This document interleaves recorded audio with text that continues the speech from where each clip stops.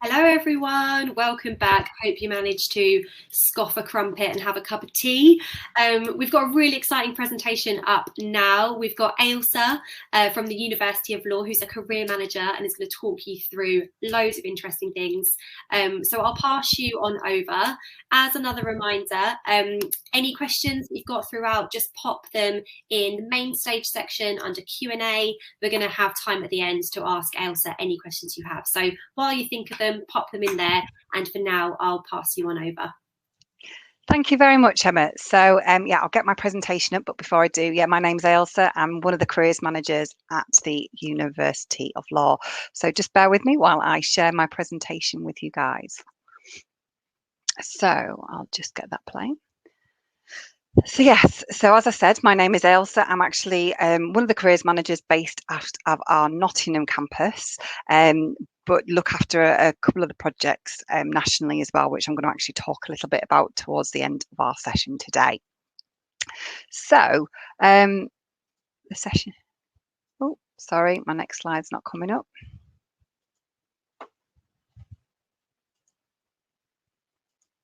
There we go.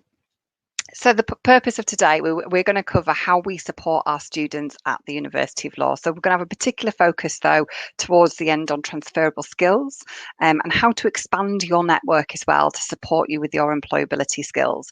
So we're going to look at the overview of how we support, but also I want to give you some kind of practical things to take away with after today's session. Okay.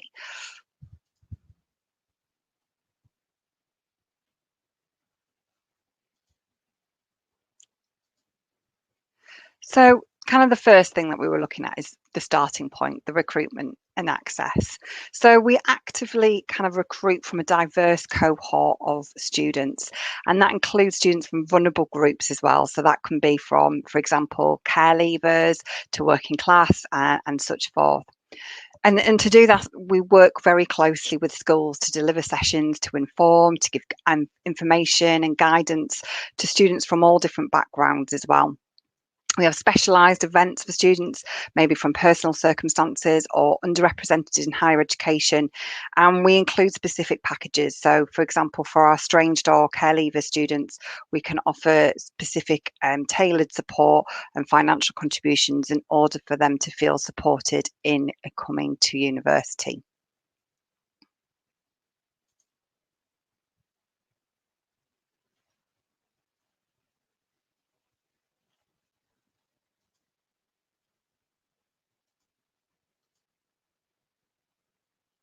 Oh, sorry, my computer's going a little bit slow. So here we go with successes. So the things that we are doing well and we kind of showcasing and things is we have our BAME advocates. So our BAME advocates are there to support, inspire and represent students from ethnic backgrounds, and they are to be supported throughout all of our campuses across the University of Law. And they have been recruited in these paid roles to be role models and enhance the student experience, create more inclusive practices as well to be supported by staff. We also looked how we can empower our staff as well, and that's through things like our WP champions, our widening participation champions, and they have dedicated time to work on WP projects, so they have to be able to think about maybe issues that are going on, think about projects that can support these issues to help address them, and then evaluate them after. We've had some really specific appointments being put in place. So our Director of Equality and Diversity and Inclusion is a newly created role, and they also make part of the Executive Board here at the University of Law. We've also recently appointed a Equality, Diversity and Inclusion Partner. So these are just a snapshot of some of the things that we're currently celebrating.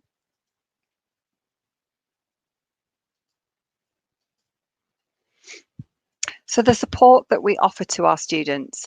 So we have something what we call the Widening Participation Volunteer Project, which is an area that I look after, which I'm going to go into in the next couple of slides in a bit more detail, and our Opportunities Fund. We have bursaries and hardship funds, digital hardship, where you might be in digital poverty, the packages for the care leavers, as I mentioned before, and MentorNet, where they can kind of buddy up with other students to be able to ensure that they're feeling supported. So there's different ways and projects that we ensure that it continues to support the students with the progression.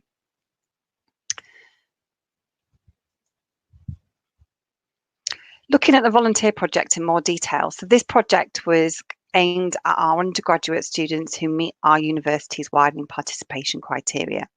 And the aim is as well to support them undertake voluntary work, which will enhance their employability. So the thought process behind it was to ensure that we're kind of utilizing the time where you're in a voluntary role to really think about those kind of key transferable skills, those competencies and attributes that whether you're going into one area or a different area, so it could be law, it could be non-law, it could be management, it could be all sorts of different things. There's a set of core competencies that you can pick up from a range of different opportunities, including voluntary and charitable work, which is something that we were quite keen for our students to actually undertake. So just going into a little bit more detail with regards to the position itself in terms of the project. So it's the financial support from students from less well-off backgrounds to undertake the experience in itself.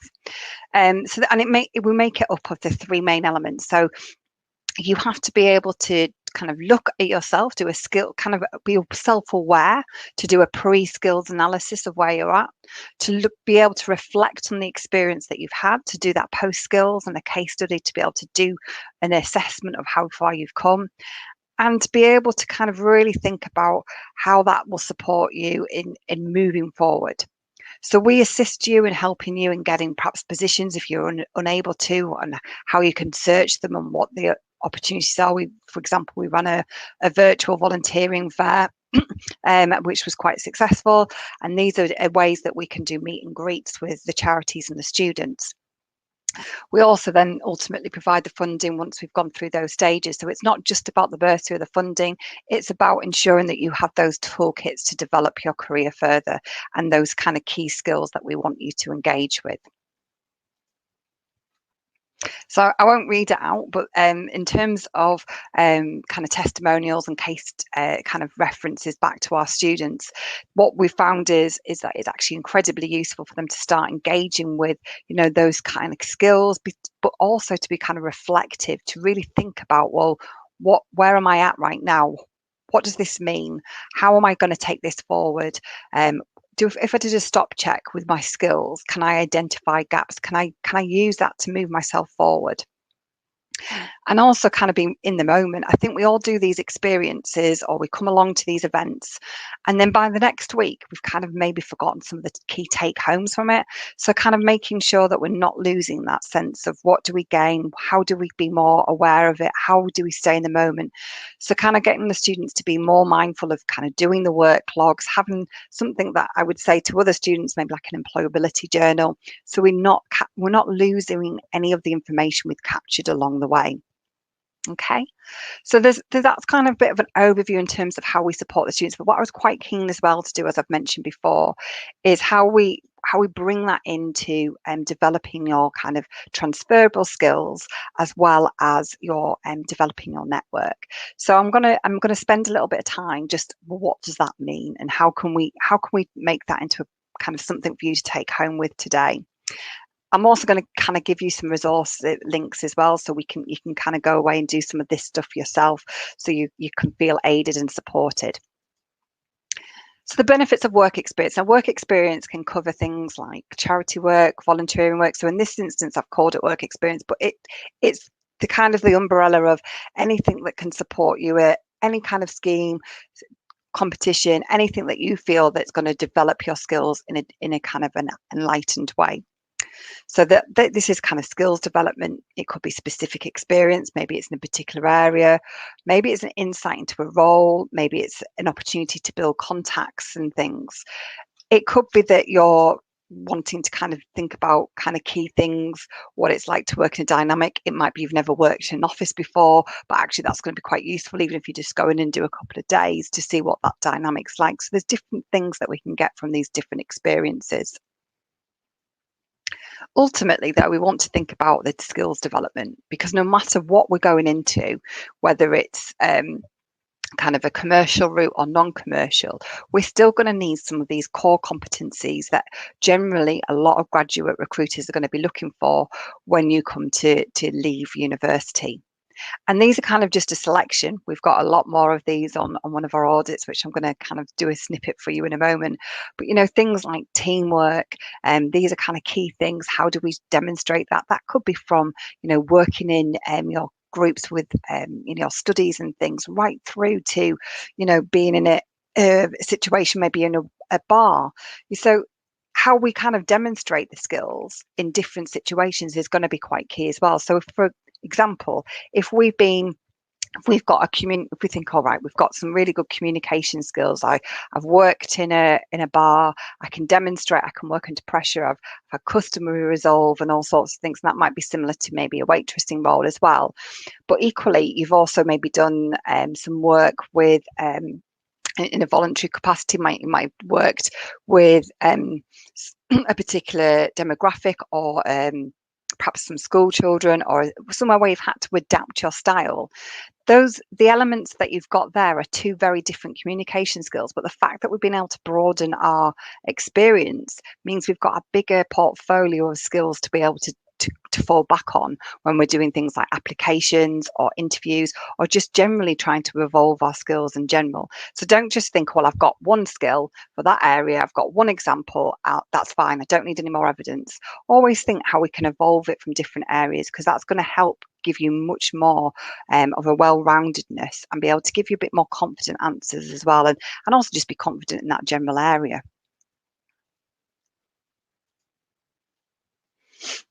So as I mentioned, these skills are going to be required in job applications. You will need to demonstrate, you will need to evidence, and whether that's a graduate role or it's a position that you're looking to do when you're kind of further into your career, this isn't going to go away. This is something that you're always going to need to do.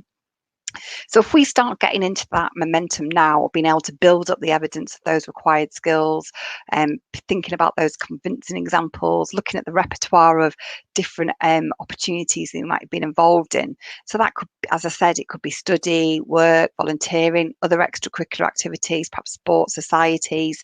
This is where it's going to be really useful for you to be able to go into much more detail.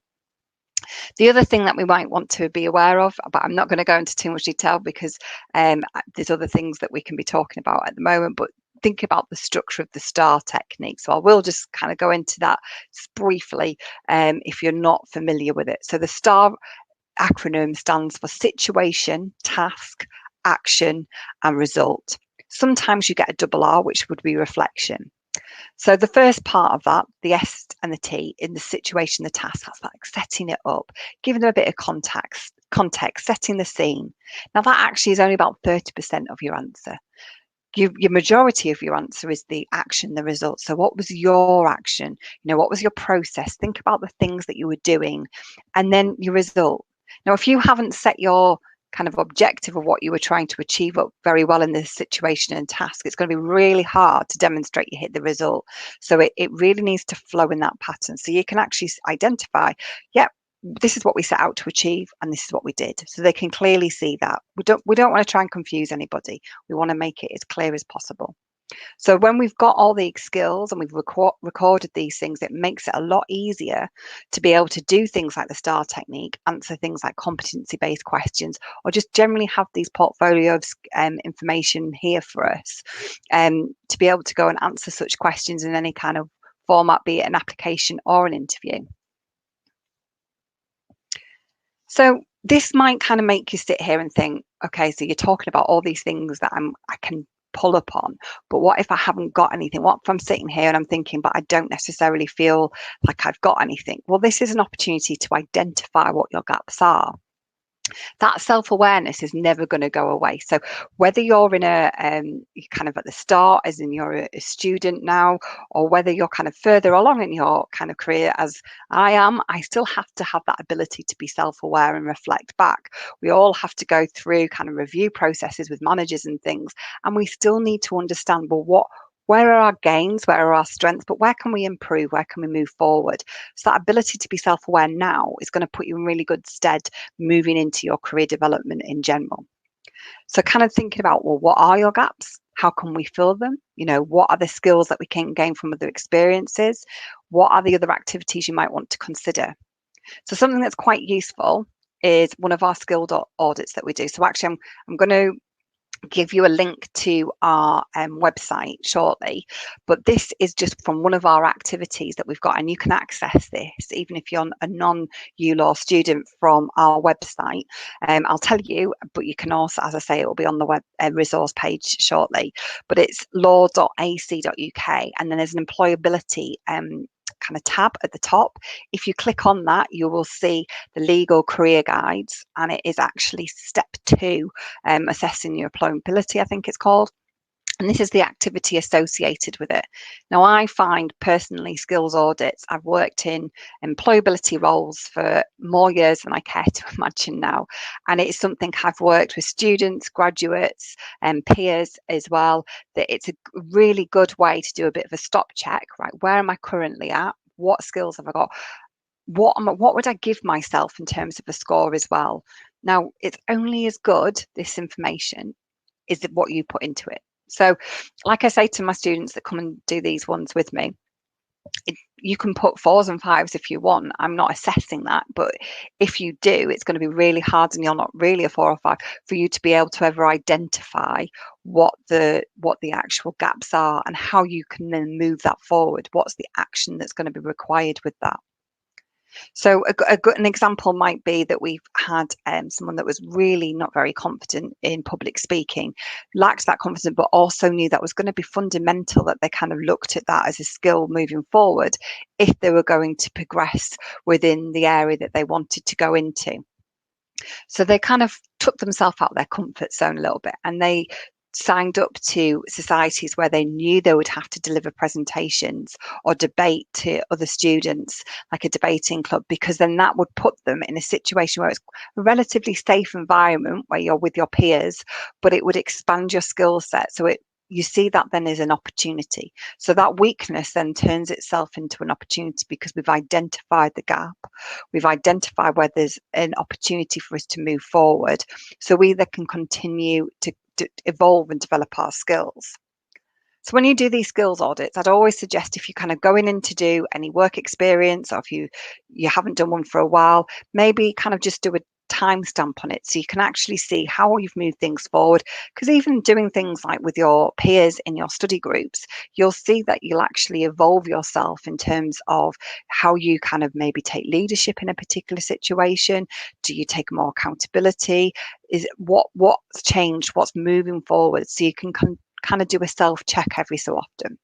So as I say, that's in our legal career guide, step 2, that on the activity you can pull off, but I will share that again. But these are really useful. If you've not done this before, I would definitely suggest that this is a really good way to start identifying those kind of key transferable skills, in order for you to start really thinking about, how am I going to kind of move myself forward in terms of actually what are the skills I've got, and what do I need to think about in terms of where there are gaps.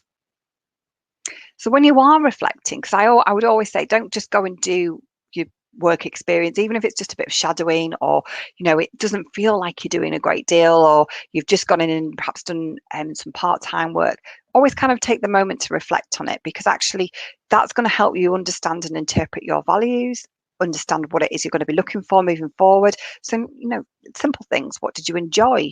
What did you find challenging? What did you learn from the overall thing? You don't have to write an essay, just a couple of bullet points for your reference, because actually when you come back to look at it, that's going to be really useful and insightful for you for anything in terms of maybe future applications. It might help guide you in terms of where you're wanting to apply for things as well. So these sort of techniques that we can put into place now will certainly support you moving forward. And then when you do go on to kind of do the experiences, don't forget to document it on your CV. So there's kind of some key things there as well. We have got a legal career guide there, but prospects is another really good one if you've not utilised things like that, where you can actually see some useful CV templates from different ranges. So from legal based, but also there's chronological, skills based, and in other areas if you're not sure how to format it. But also do seek out your careers teams within your education establishments. They will be in a position to be able to support you. So the kind of the final bit of the session that I just wanted to look at was just to kind of get you thinking about your contacts, because when I have this conversation with students, and particularly when I was having it with students that were going through the project with me, I remember them saying, but I don't actually have any contacts. This is why. So and we get that, and that's one of the reasons why we do some of the things that we do. But actually sometimes we need to kind of think about, well, actually when we start breaking it down, we need to start thinking about, well, what's going on in my immediate circle. And we start thinking about, who are my family, who do I work with, even if it's in not necessarily the area you want to go into, and the wider community, friends and interests. Because when we start doing that, we can then start doing something like a kind of a mind map of things. So apologies, this is probably much more law related, but you can see the gist of where I'm going with it. So you can start to see, so your hairdresser has for example, a sister who's a solicitor, and that can lead to a connection, an opportunity to go on shadow or further experience. It's having those conversations. So sometimes we don't necessarily understand that just by having those wider conversations of the thing with our own little network, how we can just make use of it, and being aware of it. So treating each contact that we've got as a potential, opportunity, as a professional contact as well. So it's something I say to our students quite a lot. Look at your group that you're around with right now. You don't know where you're all going to be in the next few years. So don't just see it as friends, see it as potential peers and colleagues, but look at your tutors. Where have they come from? Who were they with? I know our tutors have all been in practice previously, so they've quite a good kind of network builder for some of our students. But even from as I say, from other roles as well, we've had students that just started to build up connections from things that they wouldn't necessarily expect. So friends of a friend, and from doing the bar job, they realised actually there was a regular that they were able to get some of the work from. So understand the connections that you've got and don't dismiss them, because actually that's going to be really useful to you, and they'll hopefully help build it further. So if I've got things like LinkedIn, that's going to be a good way to document it, bring it all together and expand that professional network.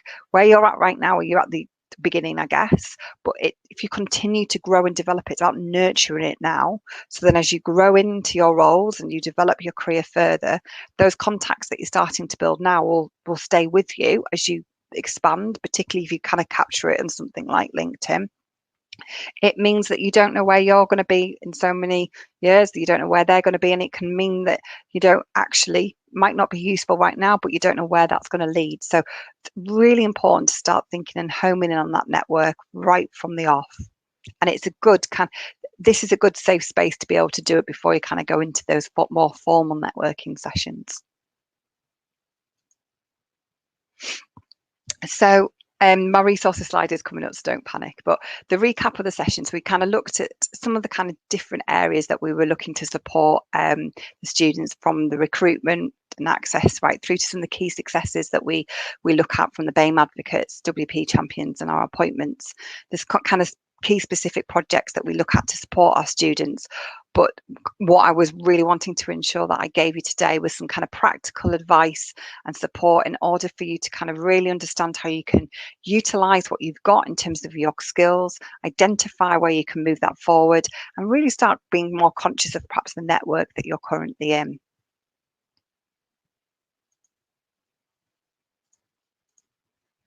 So these are some of the resources, as I've said. So I'll kind of leave it there for a couple of seconds in case you're wanting to do like a picture or anything. But the law.acer.uk, if you want to just get that for main bit down anyway, then you go to the employability tab at the top. That will take you to kind of a hover of a legal career guides, and it's actually step 2, which is where I pulled that skills audit from. But there's a 10-step legal career guide. You might well find that some really useful things in there. Prospects is a kind of a platform I've used for a number of years now, to support students across the very different disciplines that I've worked in different institutions with, and would say if you haven't become familiar with, I would really encourage you to do so. So there's some quite good ones there. And then finally, if anyone's got any questions, I'm going to stop sharing my screen now so I can actually see people, but more than happy to take any questions if Emma's got any coming my way.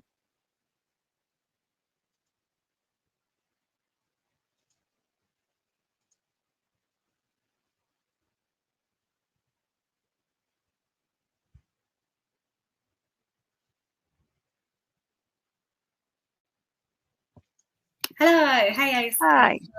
thank you so much. That was so useful. And all of those resources at the end, we can share all the links, but I'm sure people were just screenshotting as well. So we don't have loads of time for questions, but we have had loads come through. So if there are any that we don't get to answer, please feel free to send them to the University of Law employer booth. There's also dedicated time for networking later on, but I will just try and get through one or two. We'll see how we'll get on. We've got about 4 minutes or so. So some really interesting questions. One was, in your experience, do you think law as an industry is inclusive? So I think that's a really good question. I think I actually do a lot with students and the profession anyway to kind of have these conversations. So the last one that I had was with our ethnic minorities group. So we had someone there from the ethnic minorities division, we had Birmingham Black lawyers, we had a number of different students involved. And I think it's a conversation that is becoming more important. And I think one thing that was brought up is when they said, I don't feel comfortable necessarily if it hasn't got the right kind of ratio, which like one of the lawyers just said, we need to keep pushing those barriers. So you need to go for those roles in order to be able to be that front facing person.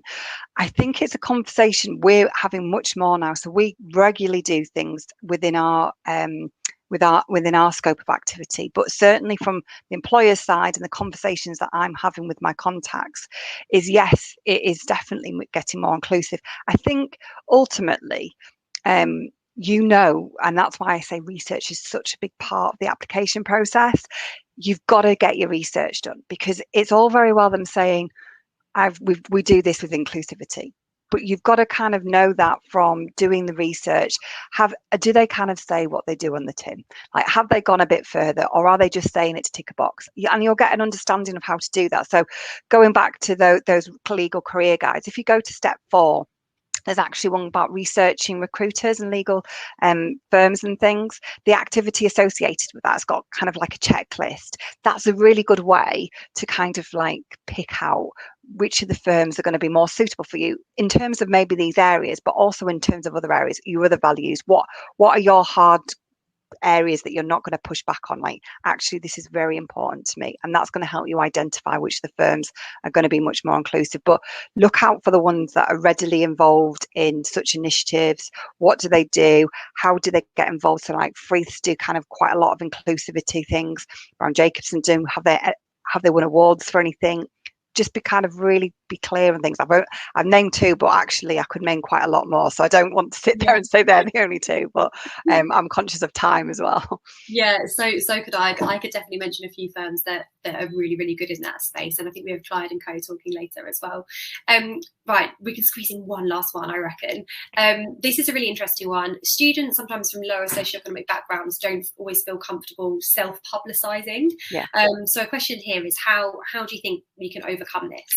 I think that's a really good question, actually, because I think it's something we generally struggle with probably a lot as a whole. But I think that you're right; it is more so in this area, and I think it's going through those kind of key things. So I think actually, when I've had the one-to-ones with some students that have gone through the project, it's not necessarily being aware of just what you've already got, having the confidence to actually see on paper, actually, I've got this. I've got some of these skills.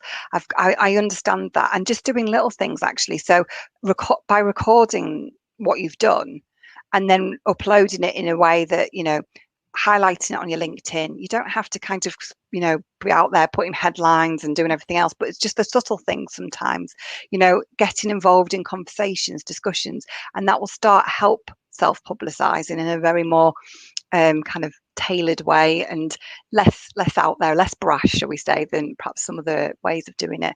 But certainly make use of your careers team, because that's something that they can help and support you with.